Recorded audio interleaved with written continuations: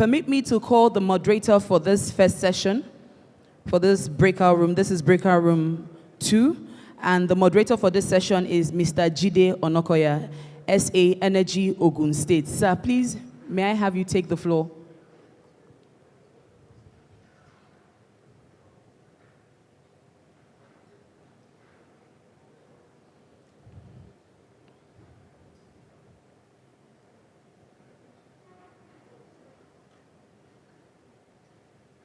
Our moderator for this session, the first session, and in this session we'll be looking at detailing new energy infrastructure opportunities. This session will be for 1 hour, detailing new energy infrastructure opportunities. And of course, our able moderator is the special advisor on energy to the government of Ogun State, Mr. Jide Onakoya.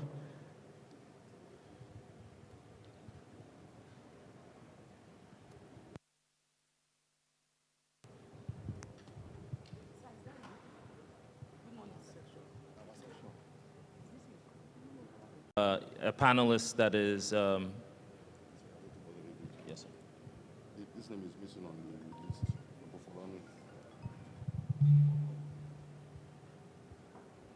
Abu Folame.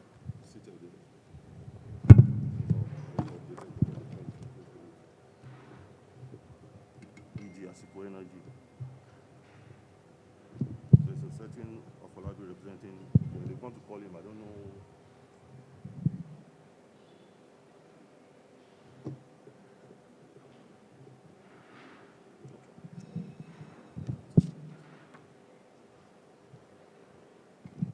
Okay, apologies for that.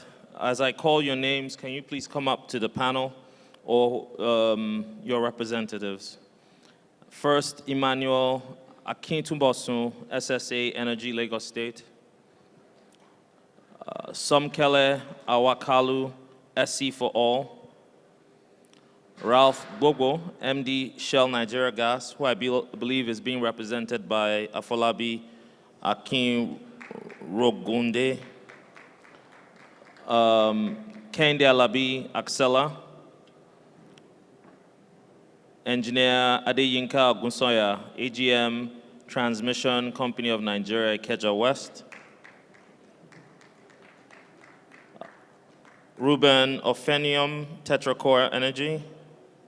Mr. Abu Folami, ED, Asiko Energy.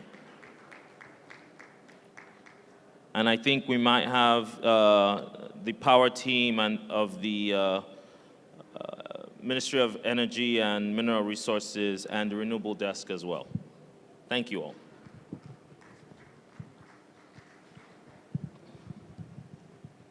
Good morning. Good morning, sir. Morning. Morning. Good morning, sir. Good morning, sir. Morning. Morning. Morning. All right. Good morning. Good morning. Thank you. All right. Good morning, gentlemen. I think the best way to start this off is just a quick introduction. So if you don't mind, we might need another mic, or maybe I'll just hand it off. I'll just hand the mic off to each of the panelists so they can introduce themselves very briefly. Thank you. Good morning, everyone. It's a pleasure to be here, representing the CEO of Tetracore Energy, Olakunle Williams. My name is Ruben Ofemo, and I head the Gas Downstream and Virtual Pipeline Department of Tetracore Energy. That's a fully integrated energy provider that operates across Nigeria and West Africa. Thank you very much. Hello, good morning. It's a pleasure to be here. My name is Afolabi Akintunbosun, representing MD Shell Nigeria Gas. 20 years in the energy industry, spanning upstream, midstream, downstream gas. Currently, again, Shell Nigeria Gas delivering a pipeline of about $600 million of gas and power opportunities. Before Shell Nigeria Gas, I was Chief Investment Officer at Ollon. Did about $60 million worth of renewable energy investments within that space. Again, it's a pleasure to be here. Thank you. Good morning. My name is Somkele Awa-Kalu. I'm the finance lead at Sustainable Energy for All.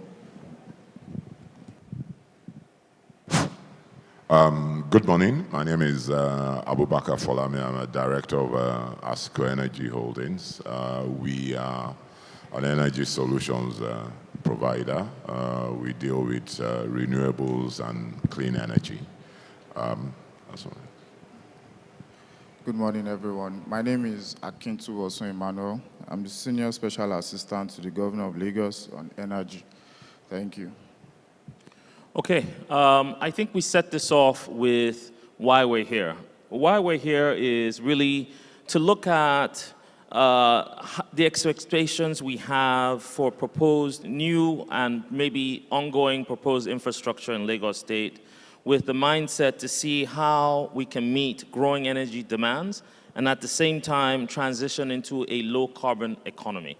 What I'd like is for each panelist to sort of detail what examples they're setting in that regard. What new energy opportunities are you developing that in tune with that is setting the stage as a mega, maybe not mega, but significant infrastructure in Lagos State, and at the same time helping us achieve the low carbon economy that we aim to get to. Let me start with Mr. Ruben.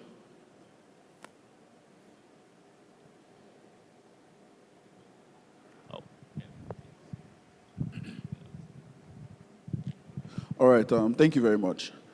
I'd like to say Lagos is already on a very good path. First of all, Lagos has one of the largest, or basically the largest intracity gas pipeline network system in the whole of Nigeria.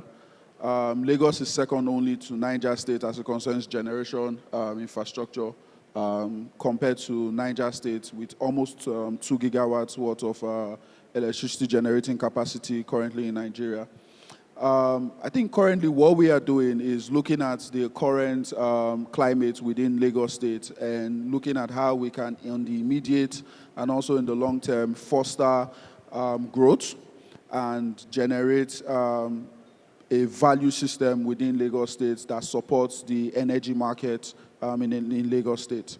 And in doing that, some of the things that we have keyed into is looking at critical infrastructures that need support, and we're investing within that particular corridor. As such, we're looking at within the Lekki via Ikoyi corridor, where we have situated investments while aligning with the national body, at looking at laying a pipeline infrastructure that's going to support gas to power opportunities within that particular corridor.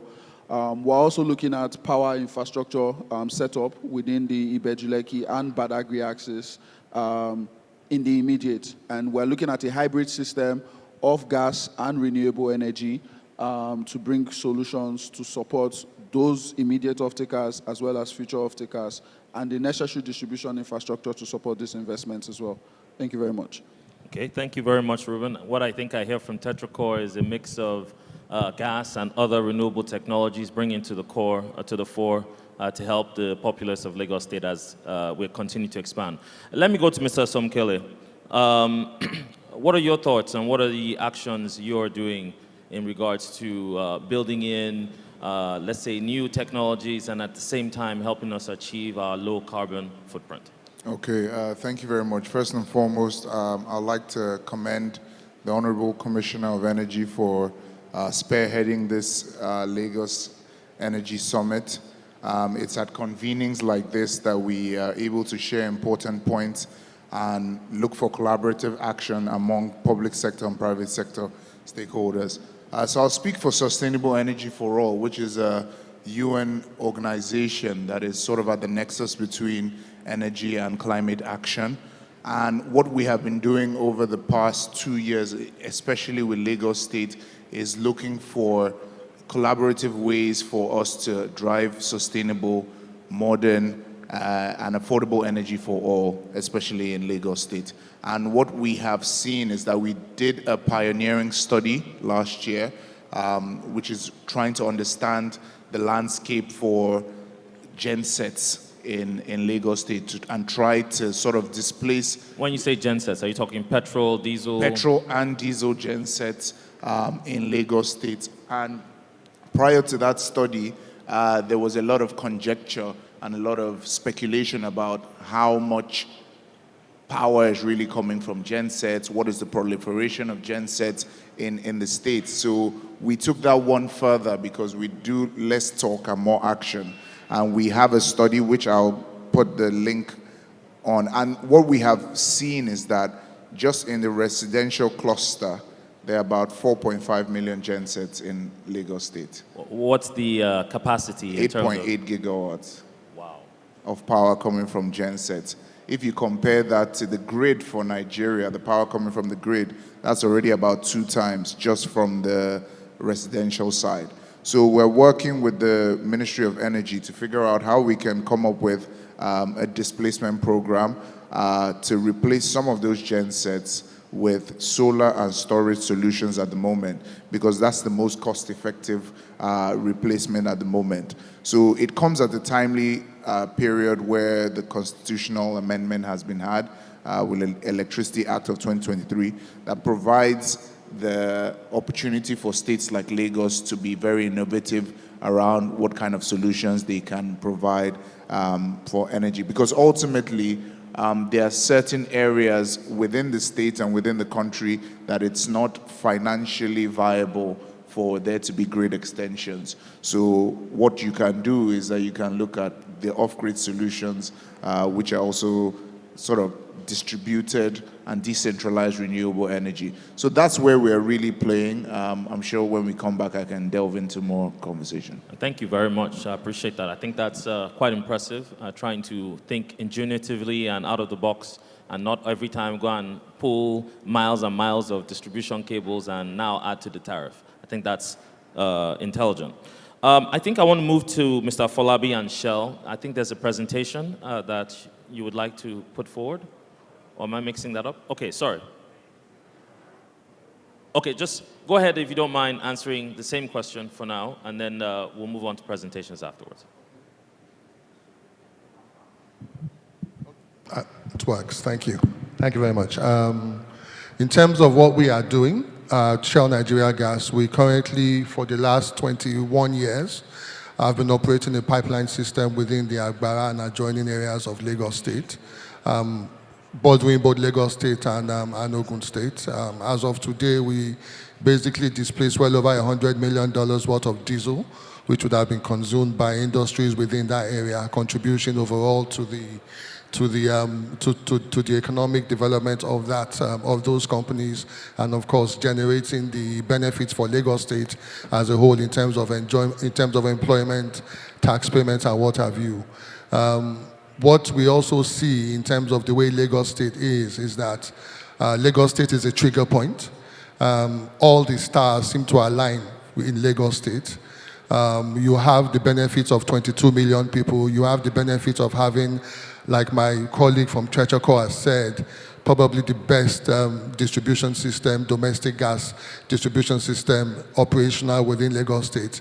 You have a far-thinking government that's always ahead of the curve in terms of policy within Nigeria. I think some of the first policies around energy, around power, subnational policies were developed by Lagos State. I believe you guys practically wrote the Electricity Act. So there's a lot, really. You have the Lagos State government there. You also have Lagos State geopolitical location, which makes it a fantastic location. For example, if you want to generate power and wheel to nearby states, if you want to have LNG coming to Lagos State, if you want that optionality, it has excellent sunlight, it has industries in there, so that makes it a fantastic white space, so to speak, for you to then test out all sorts of models, both distributed energy-based, both grid utility energy-based, whether gas or renewables, to serve the various clusters, to serve the various demographics within the states.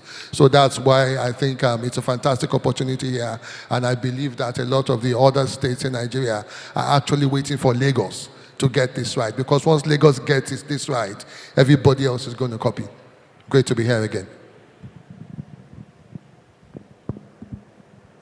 Thank you very much. I think I'll move very quickly to Mr. Falami of Asiko Energy. Again, the same thing. What is Asiko Energy doing today to help reduce carbon footprint and new technologies to help drive Lagos State and its energy demands forward? Okay, for a long time, we have partnered with Lagos State, MEMR, through Lagos Chamber of Commerce and Industry, in trying to make gas used even just for domestic possibilities. But we've always focused, and that reduces carbon emissions. But our main focus now with Lagos State is that we are building our flagship terminal in Ijora. Now it's a tri-fuel terminal, so it can bring in LPG, it can bring in propane, and it can bring in LNG. So that's what we're building. So if you look at all of those, that's why we say we are an energy solutions provider. So whether for power, for transportation, or whatever. We are very well located strategically. We can move product across Lagos State. We have had several, and LNG is basically cheaper than the other two I told you, which would be very useful for power. But I think if I'm to look at, if I go to what Lagos State needs to do, because private sector is very necessary, is that Lagos State needs to look at power not just from one angle. There are many ways you can generate power. There are many ways you can generate energy. It has to be a mix. Lagos State has to. So I like what my colleague here is doing, going to the petrol generators. So we have a situation where you can actually convert petrol generators into the use of LPG. That also reduces your carbon emission. And we do know that in the household use, residential use, petrol generators are one of the main ways that people get their energy. So that's what we are doing. We'll always collaborate with Lagos State in everything. I think one area, the elephant in the room, that we always have to look at is the price. At what price do we get this power? And I think that's one thing that maybe even at the federal government is addressing that, but Lagos State also has to address that. Before you can get good investors into the power business, you have to resolve the problem of the pricing of power, which means we have to educate the public. They have to know that power is not cheap anywhere in the world or even in Nigeria here. Thank you, Mr. Folami. I think that's excellent. And it's a good transition as we go to Lagos State individual. Before I introduce you, I'd like to introduce Mr. Dayo additional. If you don't mind, Mr. Dayo, introduce yourself, tell us a little bit about your company, and then I come over to you, too. Thank you. Morning, ladies and gentlemen. Thank you for inviting me. I had a company called Strategic Energy, playing in the entire value chain of the gas sector, downstream, midstream, and upstream. Currently consulting for Lagos State government through collaborating with the Lagos State Oil and Gas Company, Ibile Oil and Gas Corporation, to deploy refueling stations and conversion for their transportation system. Thank you, Mr. Additional. It sounds like Lagos State is already on the move to cleaner transition fuels. Can I come to Mr. Akintunbosun to give us your own perspective and your highlights from the Lagos State angle, if you don't mind? All right, thank you. So I would be coming from the angle of regulatory and policy. Okay. So I think I'm the only public sector person here aside from the moderator.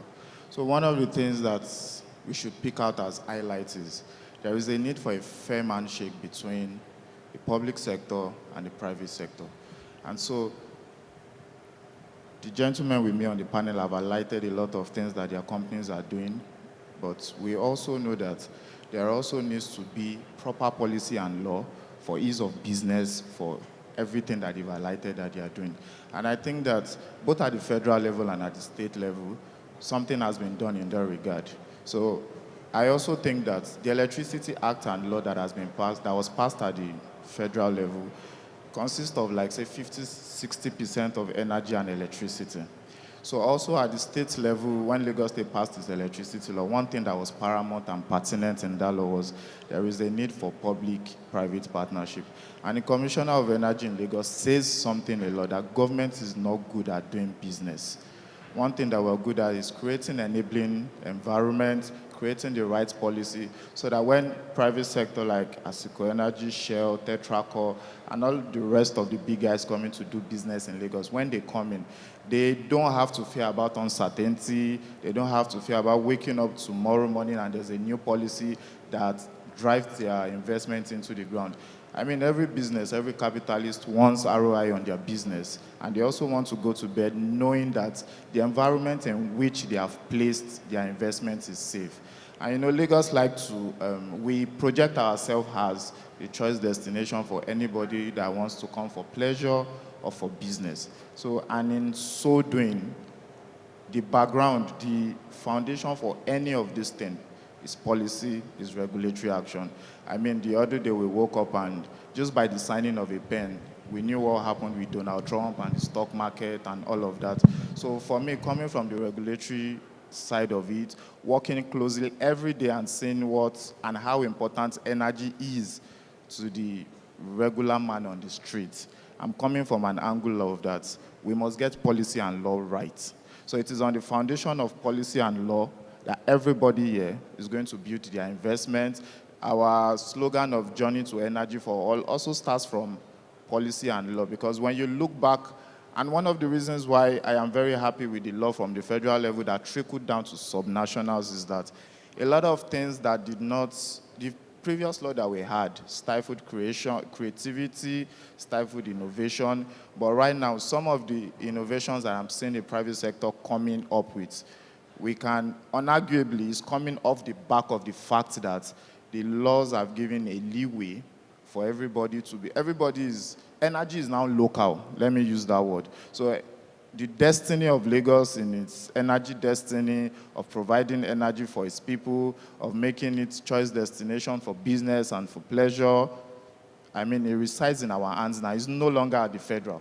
It has been decentralized. So as a regulator, talking as a regulator, we have to enable business, we have to enable the environment, which is what we are doing, and which is what we have done with the Lagos State Electricity Act that was signed December 4, 2024 by the Governor of Lagos State. Thank you.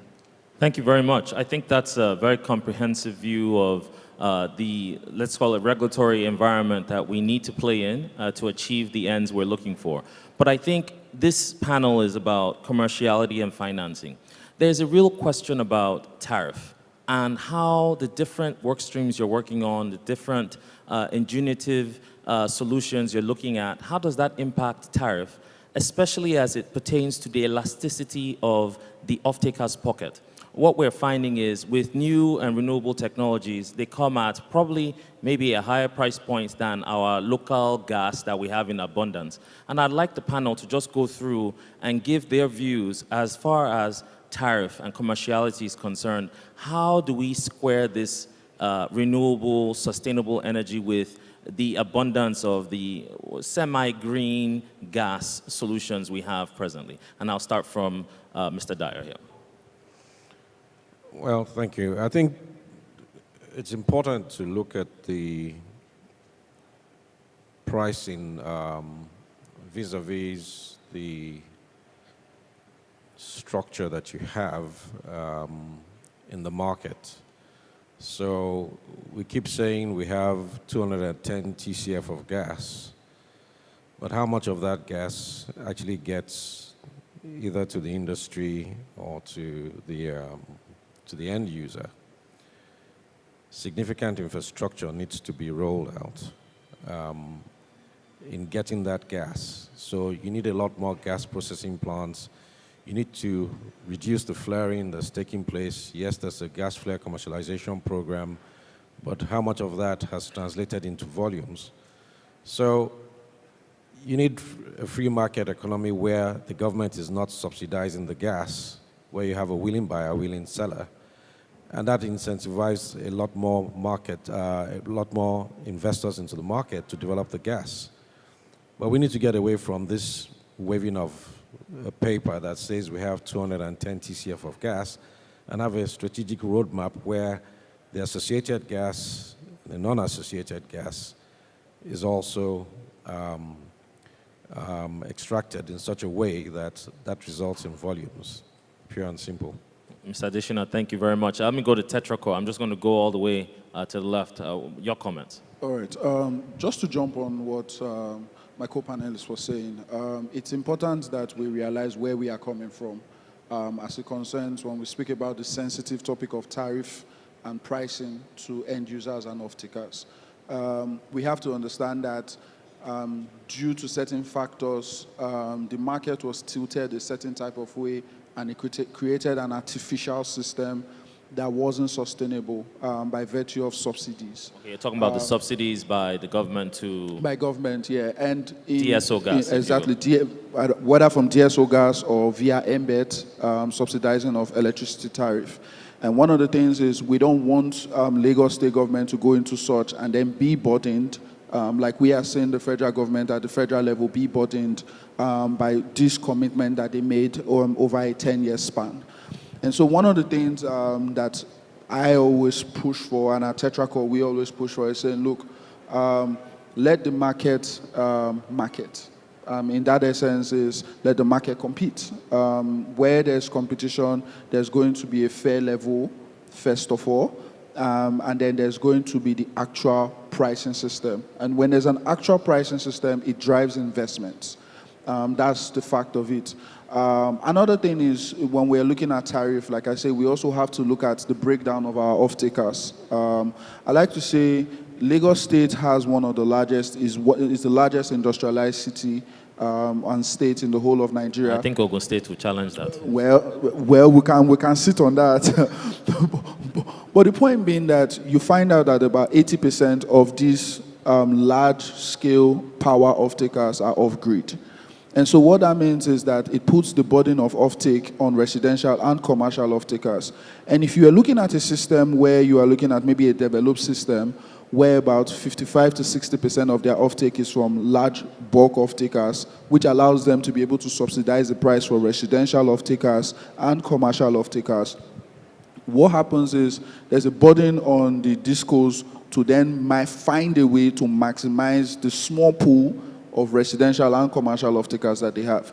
And so part of what we should also be looking at is how can we incentivize the large and bulk off-takers to come back on grid, first of all, and in coming back on grid, we can guarantee that, okay, if there's one company here that their bill in a month is, let's say, 1 billion, right, and I have to go to, let's say, 10,000 houses to collect that 1 billion, by collecting that 1 billion from one off-taker, we can then sit down and say, okay, maybe we can now tweak and say, because of collecting efficiency, maybe put a 3%, 5% here subsidy based on the bulk off-taker.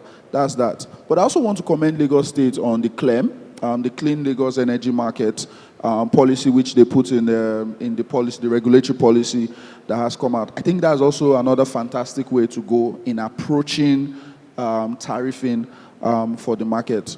Overall, I think I'm going to round up with this comment that it is important that we get tariffing right? Because we don't want to spend another 5 years building and then we're back to the same point again. And so what we want to do is encourage a very fair, which is what Lagos State is trying to do, a very fair and actionable market system, right? That can then build and propagate itself within the various little sub-cities across Lagos. Okay. Thank you very much. Thank you very much. I think I'll move to Shell. Shell, as an energy producer themselves, probably have an interesting perspective on this. Yes, and my angle really is much more macro.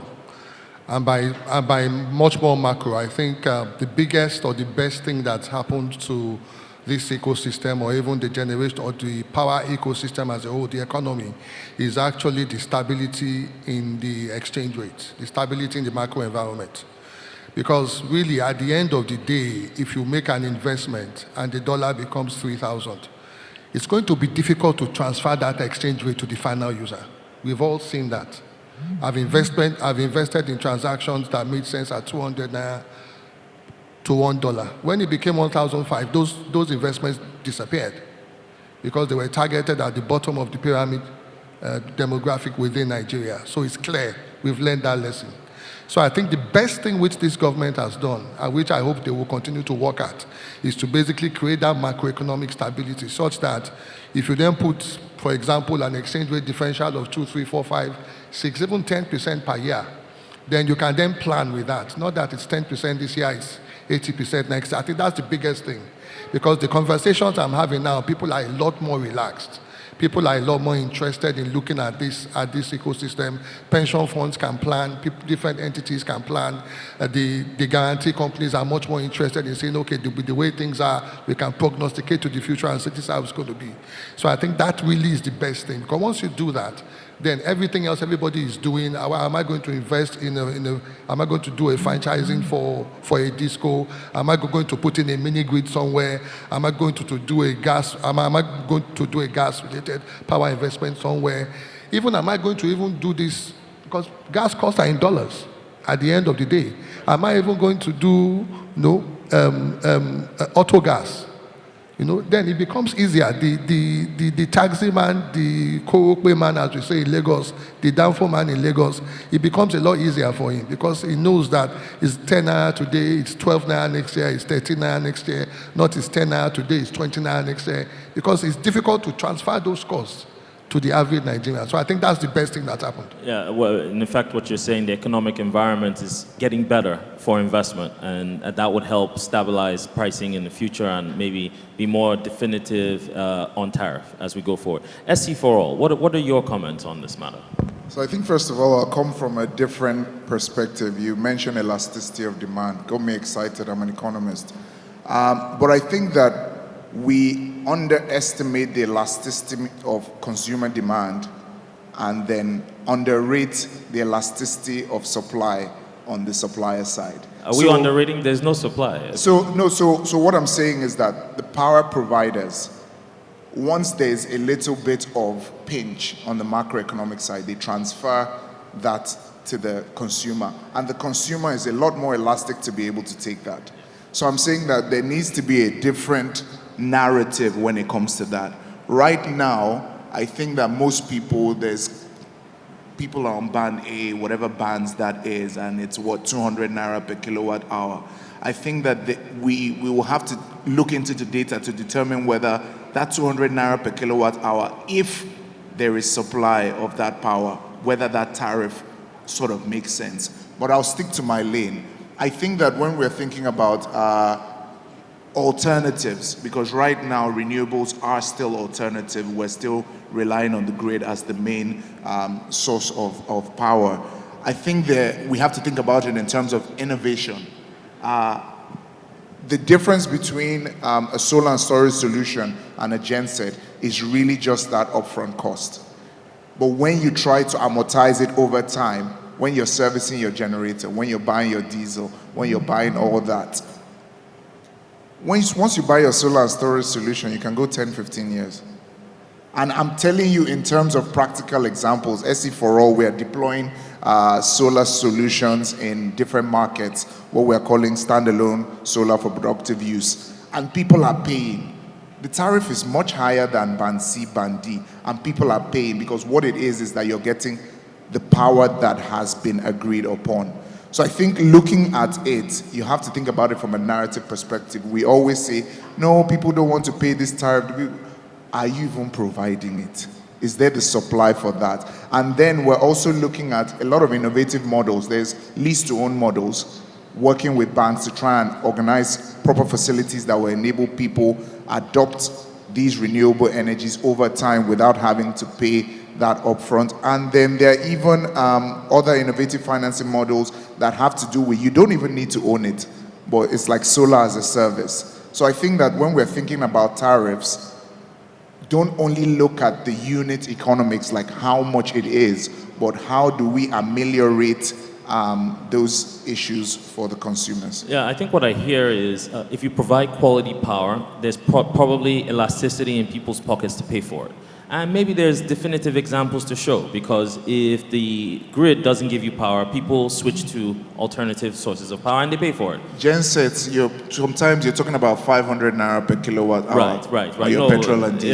It's the worst spot rate, if you will, to produce energy. There's no doubt. As I move over to Asiko, I think there was some talk from Shell on mass storage as pertains to tariff and pricing, and I don't know from your unique position and where you are as a big LNG player or energy supplier, maybe you have other comments on what was mentioned before.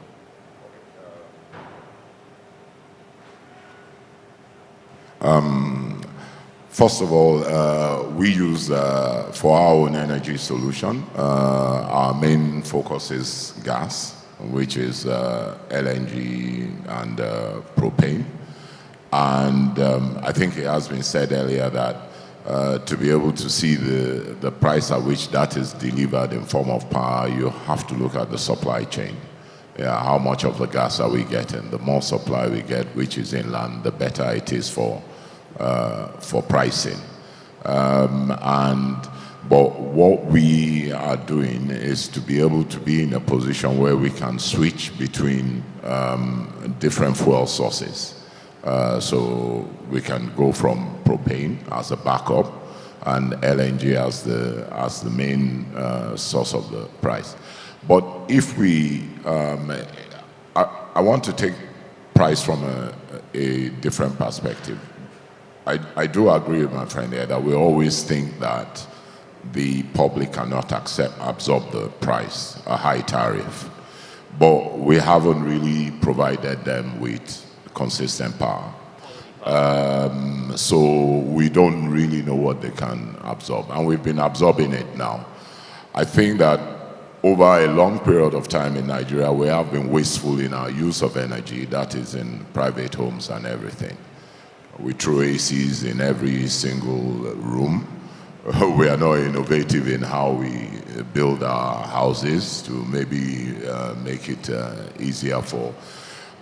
When I was younger, there were always windows around my grandfather's house, so you could actually sleep without AC because because there's breeze blowing everywhere. We don't think, because power has been so heavily subsidized. I know that as the standard now, I tell people I don't switch on any light. I make no qualms about switching on any light when I'm leaving my house because I'm on band-aid. Yeah.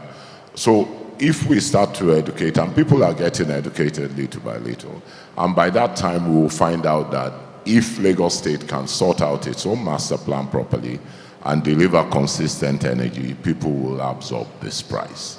People will become less wasteful. People will focus on what they have to do.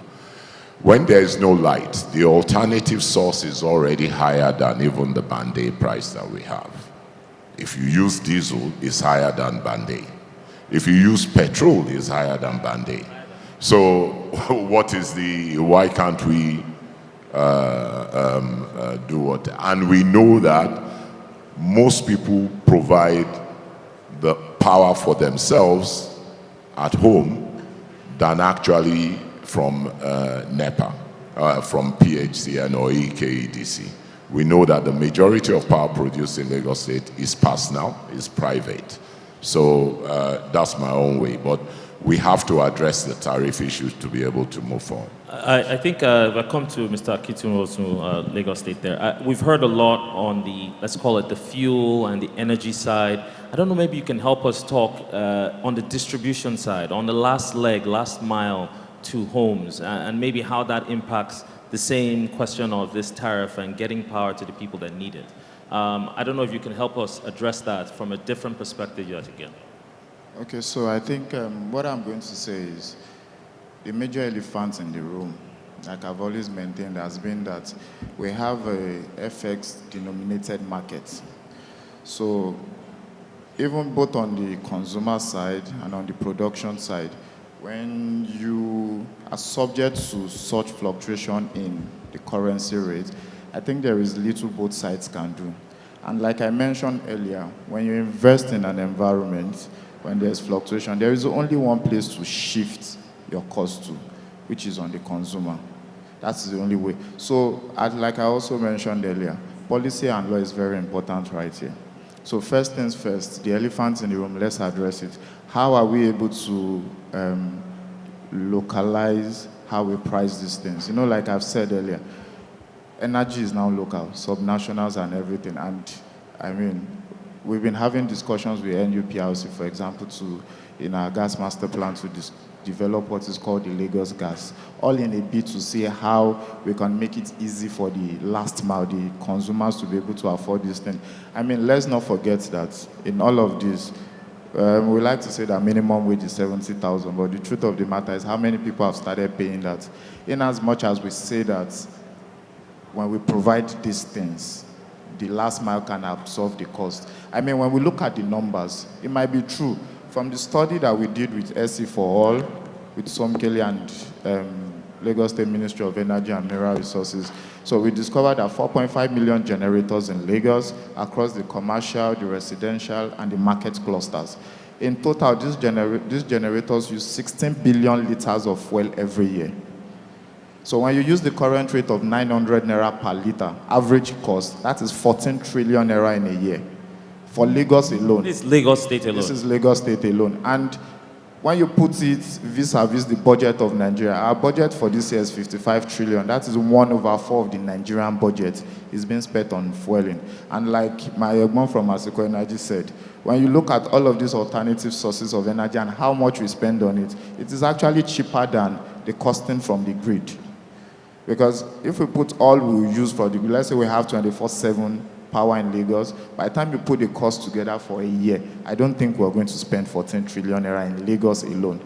And so, on the whole issue of tariff, I think that first, we need to look for a way. I mean, we are very smart people in Lagos. We need to look for a way to put on our creative and thinking cap to look for a way that we must not forget the fact that we cannot blame the federal anymore in all of this, even though they have their own inputs in this, but we must now look for a way to localize and also in our own local currency price a lot of these things that we're doing.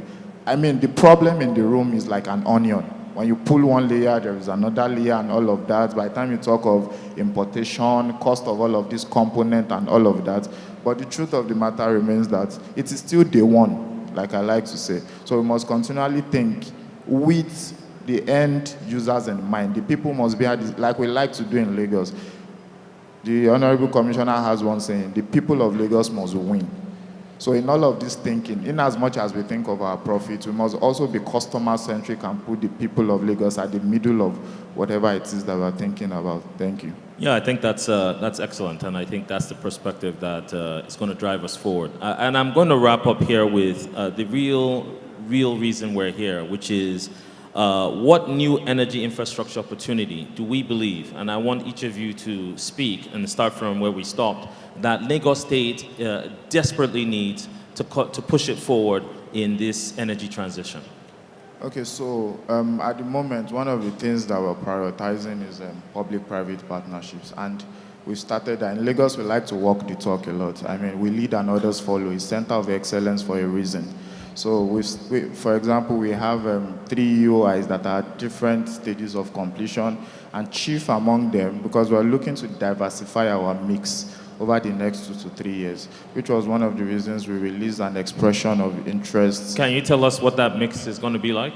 So it's going to be gas-fired, grid-connected solar, and captive power. So we recognize the fact that we have a lot of commercial clusters that have big plants, very large plants, and when they go home at night, they just shut it down and go home. So one of the things that we've come up with is, okay, so this is an opportunity here to ask these people to not shut it down at night, sell it back to the Lagos grid. So everybody wins. They make money, the people of Lagos have lights, and it's a win-win at the end of the day. So like I said, there is also the EOI for grid-connected solar, which we are currently at the request for proposals. We've taken out, it was overwhelmingly oversubscribed. So we've taken our investors that registered interest and passed the RFP stage. We've taken them to sites. So another thing Lagos is doing is we recognize that there is a lot, when you get these sites, there is a lot of startup costs to it. So we also have the investors in mind. So the studies that you will have done, environmental impact assessment and all of that, Lagos has done it on your behalf. We're also providing the land. And we're also making sure that these sites are co-located and very close to federal installations like TCN, substations and all of that, so that there is seamless integration into the grid. And another thing that we're also doing is to reduce pressure on the grid. The street lights that you see in Lagos, if you drive around Lagos at night, it is well lit. We're moving and retrofitting. We have about 46,000 street lights in Lagos. So right now, as we speak, we're moving and retrofitting 22,000 of that to solar street lights to reduce pressure. I think on the grid. I've noticed that actually as Sir? well. I've noticed the You've solar noticed, street lights. so Yes, I have. that shows you that we're not met with Ogun State, but like I said, so that is what, and Lagos plans to do many more. But one thing I want everybody to know, seated in the room, that we would always lead, we would always take the charge, and would allow others to learn from us. Thank you. Well done. SEforALL, please. Okay, I'll just add to what he has said. I think first of all, because we are also involved in the bid process in Lagos State, I think first of all, I think it's what we are trying to see from the process is whether there's commitment. So you don't want to go through a process and find out that you've just been. So we need commitment from Lagos State. We need that clarity from Lagos State that you are committed to what you want to do. Well, committed, you have it. Okay.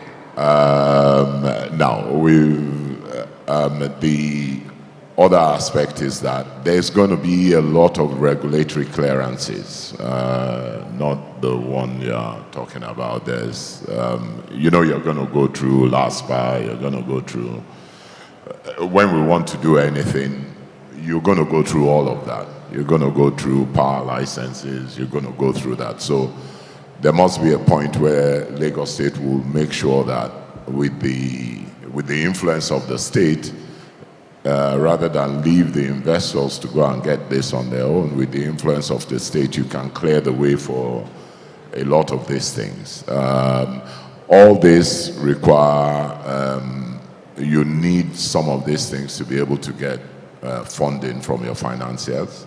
And we don't want a situation where the period of being able to put down infrastructure, rather than it being 2 years, it extends to 3-4 years because it's taking you 1.5 years to get through all these regulatory issues. So that's what I would just add to that. Okay, let Lagos State okay, so provide some feedback. So I understand my atmosphere, which is one of the reasons why I think the very first thing I said was, in Lagos State, we've decided to stick to what the core and primary function of a government should be, which is enabling business and also providing ease of doing business, regulatory and policy functions. So I also mentioned earlier that some of the studies that you would have done in starting up that site, we've decided to undertake and do it.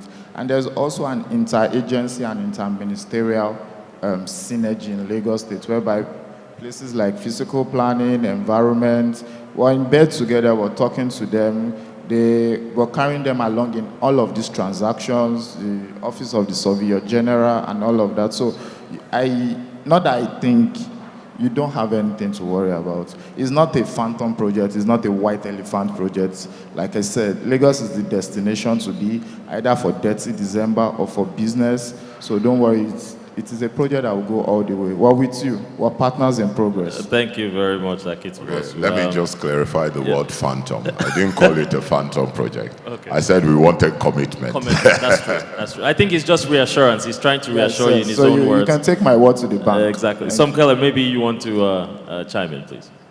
Yes, so I think I want to sort of touch on the points of both speakers. I don't think in 2025 the public sector should be focused on providing infrastructure. The truth about it is that private sector players just want the road to be clear, and they will provide the infrastructure. So if you look at what O&O is doing with their electric buses, people are taking risks in a market that is not stable.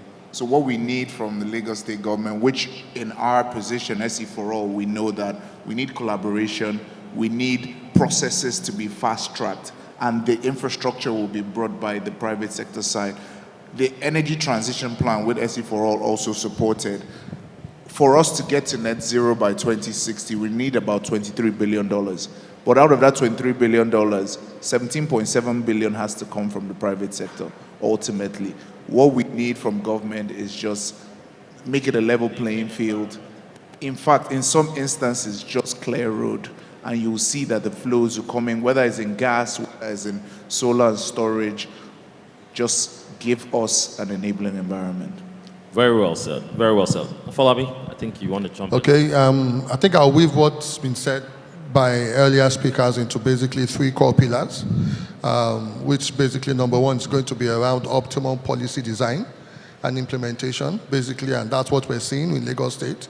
Having the right laws, having the right guidance notes, regulatory guidance notes, having the right rules of the road, basically for everybody to know what's going to happen, what to expect, seeing ahead as much as possible before problems occur, and then finding solutions to those such that it makes it easier, basically, for people.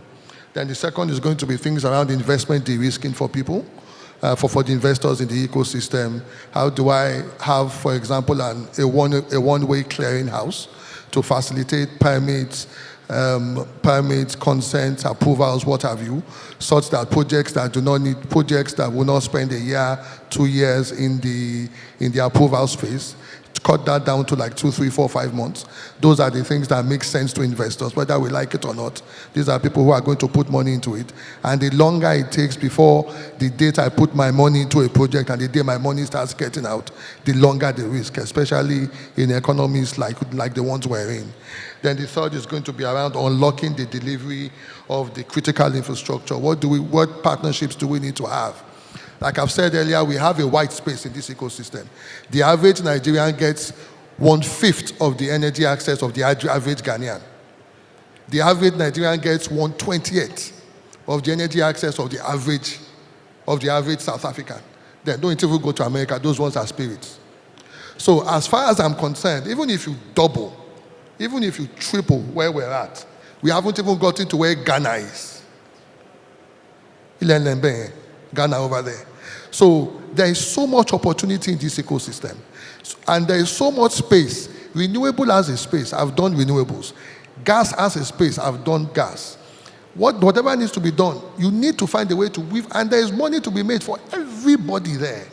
The renewable people can serve their own power as a service, design it. Of course, there are the larger things which you will then do once we do all of this for the ecosystem. You will then have to go macro and say, as Nigeria, like my policy colleague has said, how do we begin to domesticate this ecosystem? How do we begin to start to produce our own panels, produce our own batteries, I've invested in all these companies myself. How do we begin to domesticate such that our batteries no longer need to be, in 20, 25 years' time, no longer need to be imported into Nigeria? Then you remove that, you strip out that forex cost. And then the economy becomes a lot more robust as a whole.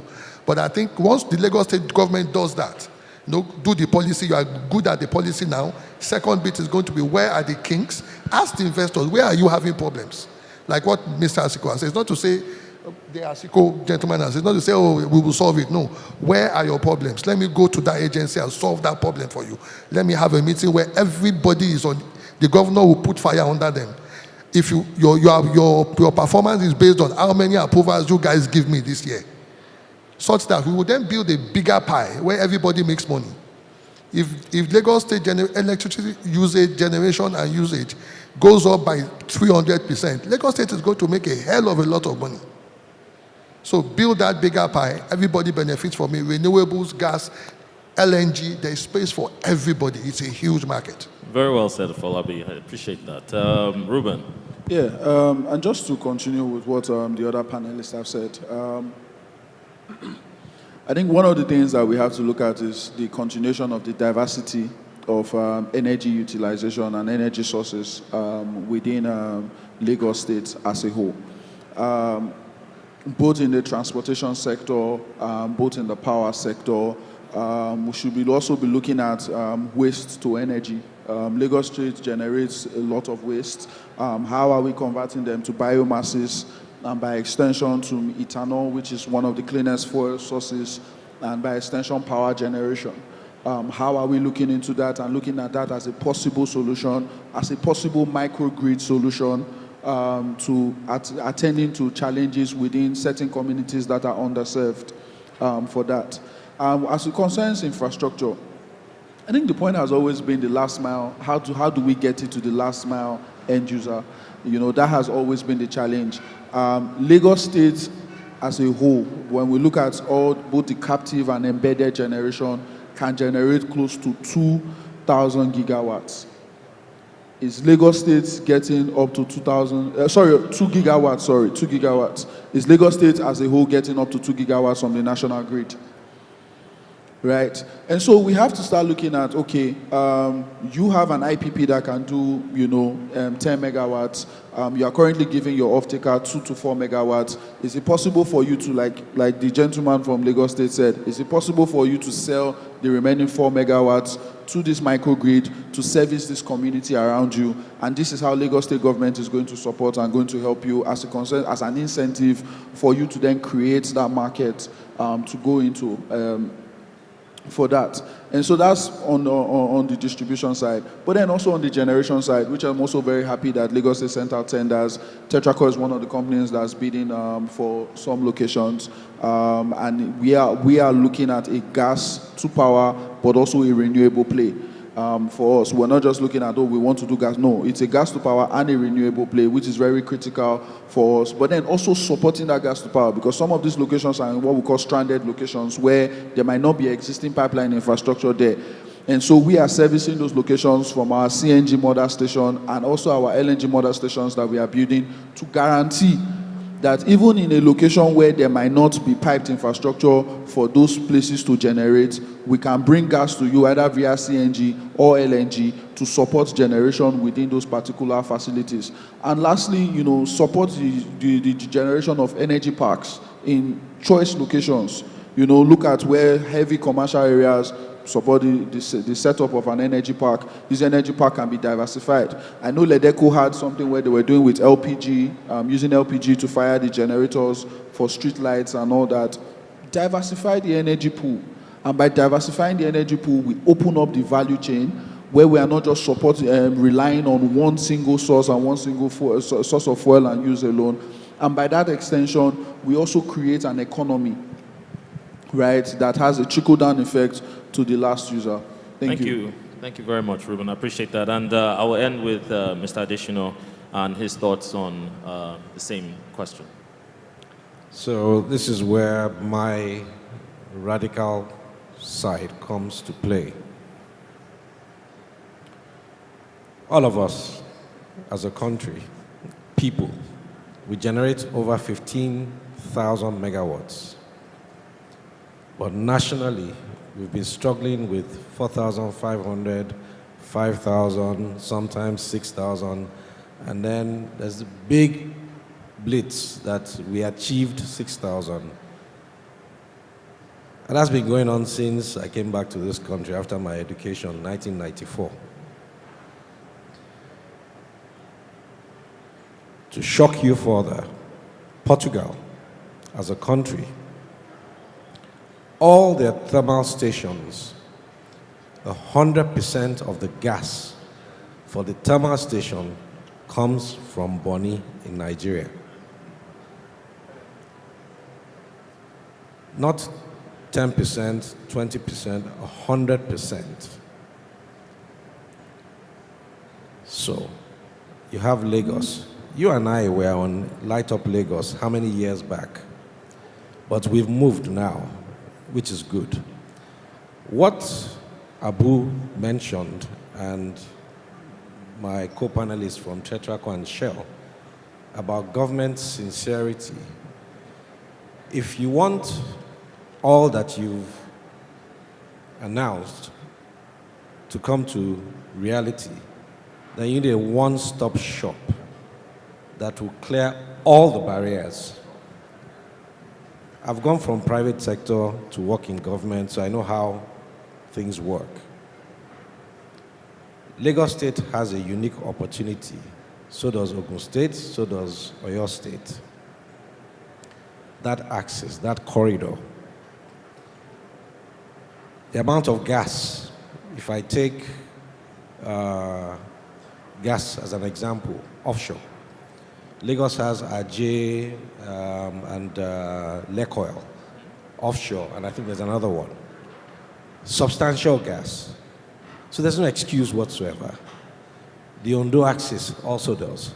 Ogun State recently also does.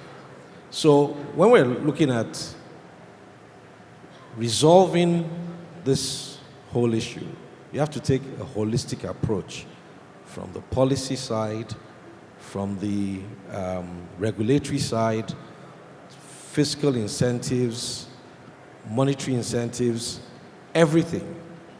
And that can only happen when you lock the investor, the producer, the government people in one room and say, you guys sort it out. Very well said, Mr. So we'll get Adeyinka. there someday. Thank you, sir. Very well said. I think this is a good point that we will bring this panel to a close. And to the end, it is, I'm sure everybody can see that Lagos State is keen on transitioning to better technologies. I know for a fact, I think was mentioned on the panel, something about trash burning and the Olusosun sandfill, trash landfill, for example. I know there's a plan to decommission it and take that trash somewhere else and burn it and produce electricity. I know there's also many opportunities for solar and we have a few rivers in Lagos State, I think, that can be used for mini hydro and things of that nature. So at this point, I would like to ask everyone to please give the panelists a hand. And we thank you all for your participation, and we look forward to the good and the greater things you're going to bring to this state. Thank you all, and appreciate you. Have a wonderful day. Ladies and gentlemen, please put your hands together for the distinguished gentlemen. But please do not leave, as we have the plaques for you. I'm sorry, we'll I'm supposed to take Q&A. My apologies. Gentlemen. I've been told I'm supposed to take question and answers. I'm not sure how many minutes we have for that. Gentlemen, please, can we take our seats? Are there any questions for the panel? Any question in the room? Any questions Okay, for the we panel? have one here. There's one.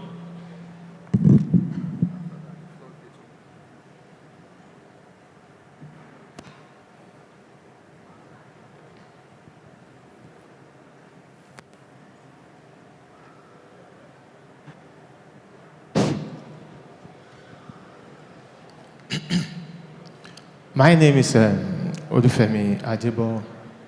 I'm from Lasbeth. Please, I want to ask a question.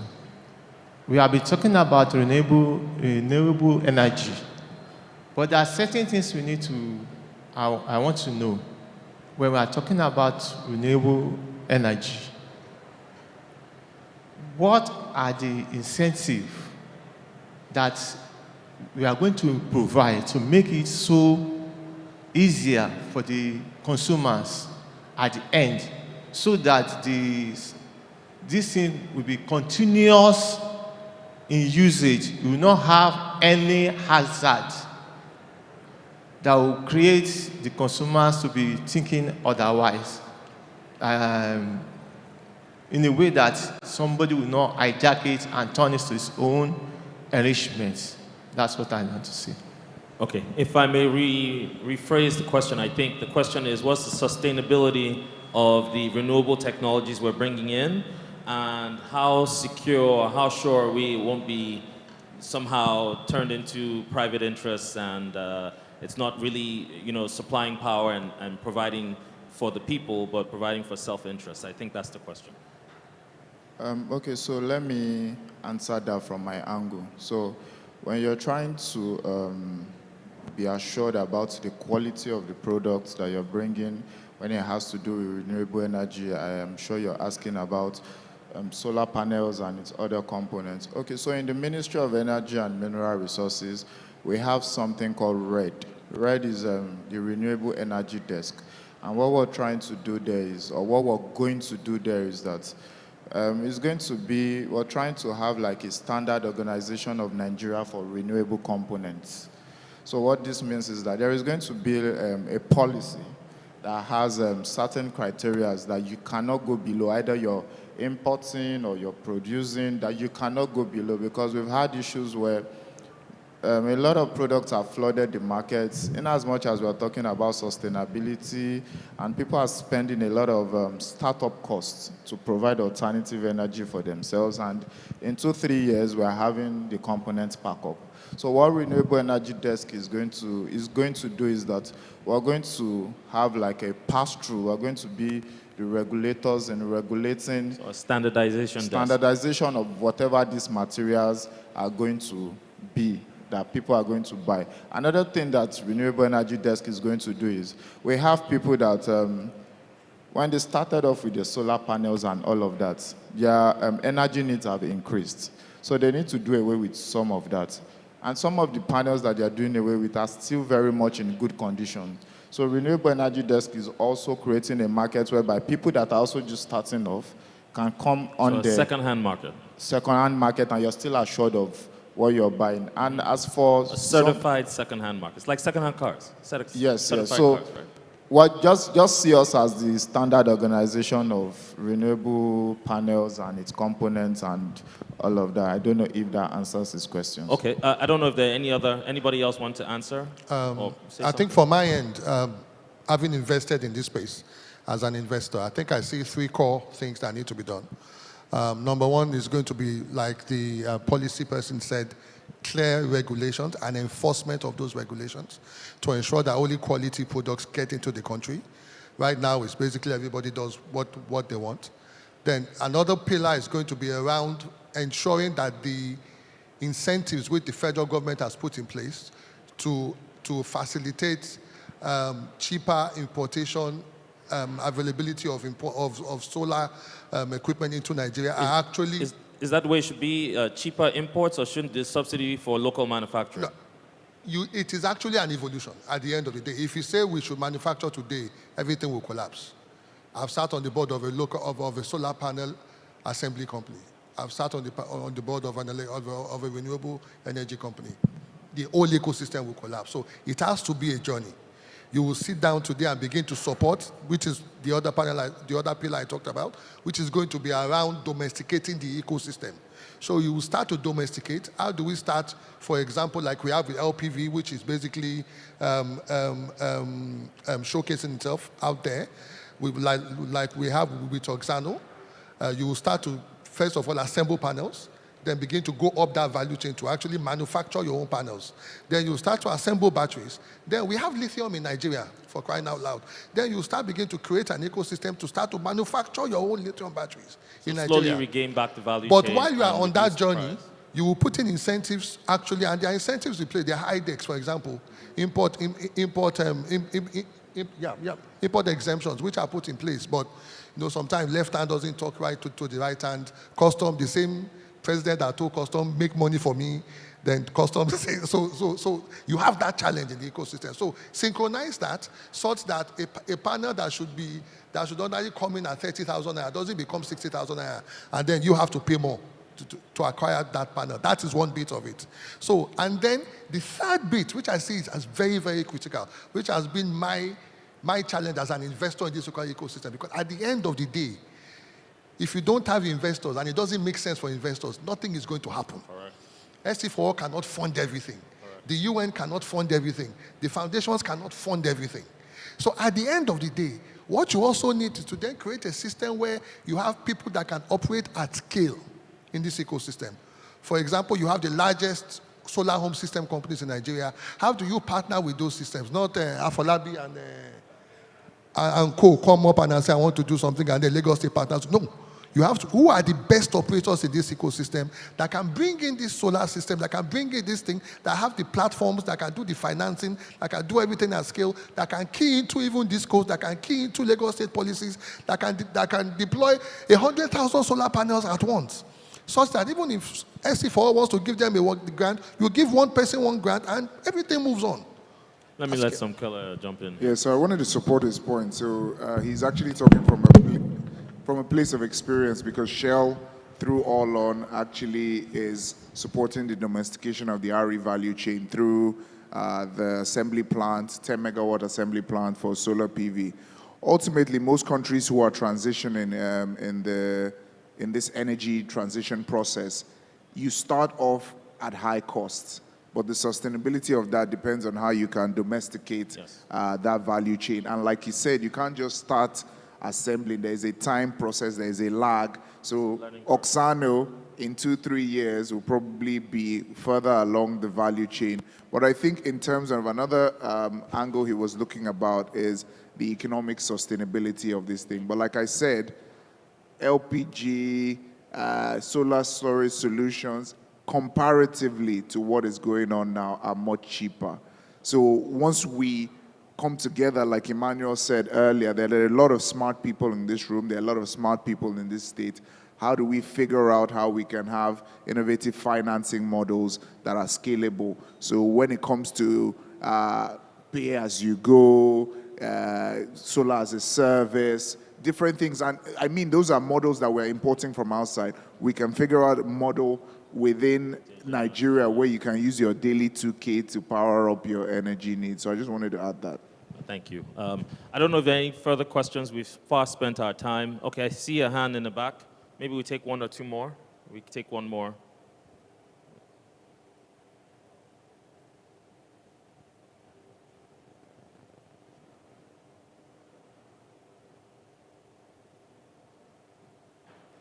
Good morning. My name is Julius Haruna from Jubra Green Homes. Talking about sustainability of renewable energy, well, there is a concern which I want our panelists to address with respect to securities put in place for investors, whereby investors have a platform where they want to invest. But looking at the security structure of investment in Nigeria, it scares them away from a possible investment, a reliable investment, which they want to come into. But because they don't have that platform which guarantees their investment, it scares them away. For example, we are developing a green homes whereby the residents will be off national grid, 100% off national grid. The structure we have is in place, but looking at the conversations going on between us as developers and energy investors, they look at the structures we have, they want to come in, they have the, they see the opportunity to come into such a development, but because what should I say? The inflation rate and insecurity of investment that they have, and everyone experiences, so it scares them away. What security do you have in place for such situations? Thank you. Okay, this question is a bit of a unique. It's almost unique to what you're trying to do, if I may ask. It's security of financing, right? Yeah. And usually financing is risk, and they actually price risk in. So Exactly. they will still do it, they'll just have it priced in. But let me let the panel answer. Yeah, exactly. You took the words out of my mouth. Ultimately, there are investors who are invested in Ukraine. There are investors who are investing in the Gaza Strip, even as we speak now. So, like you said, the risk is priced. But I think in this particular space, I think that there is a perception of risk that is actually higher than the actual risk. So what we need to do is that investors like Shell, consultants like Dio, and people who are actually working in this space, who have gotten some kind of revenue, need to actually come to fora like this and say, yes, I mean, in a portfolio, you can't get 100% returns. There will be some investments that you 10x and some that you don't. And then, as mentioned earlier, it's also around the macroeconomic environment.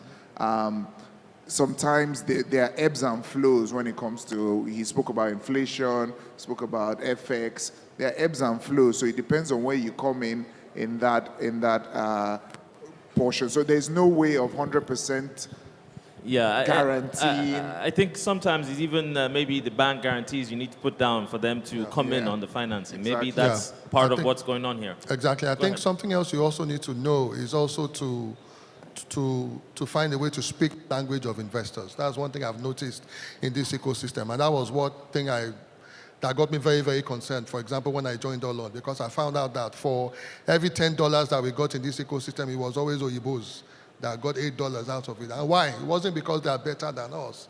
It's always because they know how to speak the language of investors.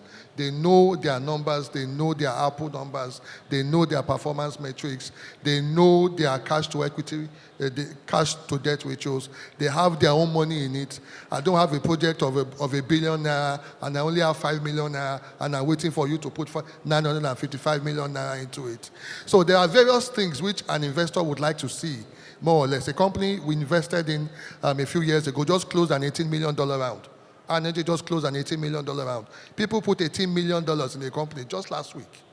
So really the key thing is going to also be how do you then structure your company, tell your story, create yourself in such a way that it then begins to look good to investors. Yeah, I think we're really out of time. I would just like to give the panel another hand as we thank them for their time this morning.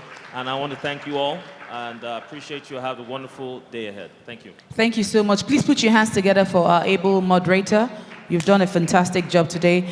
But would like to present the plaques of appreciation to our panelists and of course to the moderator as well. But to help us with this, please join me welcome Engineer Ikechukwu Monday, the Honorable Commissioner Power and Public Utilities from God's own state, Abia State, my state. Ladies and gentlemen, join me welcome Engineer Ikechukwu. Please put your hands together for the panel.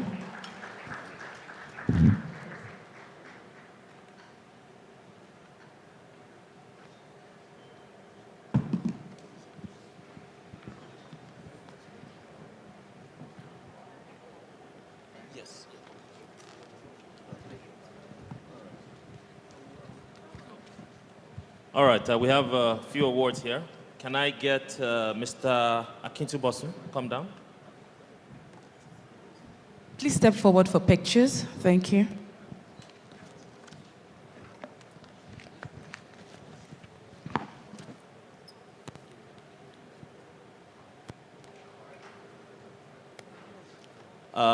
Mr. Somkele, Awa-Kalu. Congratulations.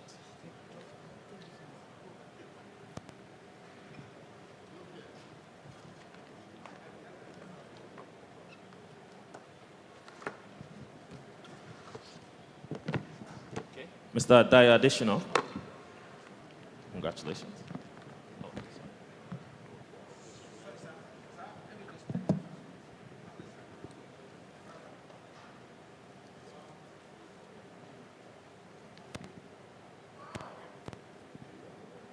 Mr. Kunle Williams.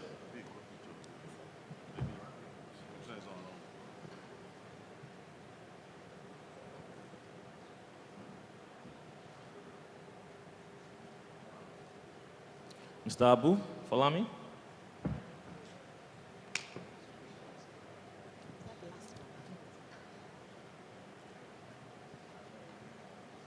And this one is for Mr. Jide Onakoya, our moderator. Thank you, sir.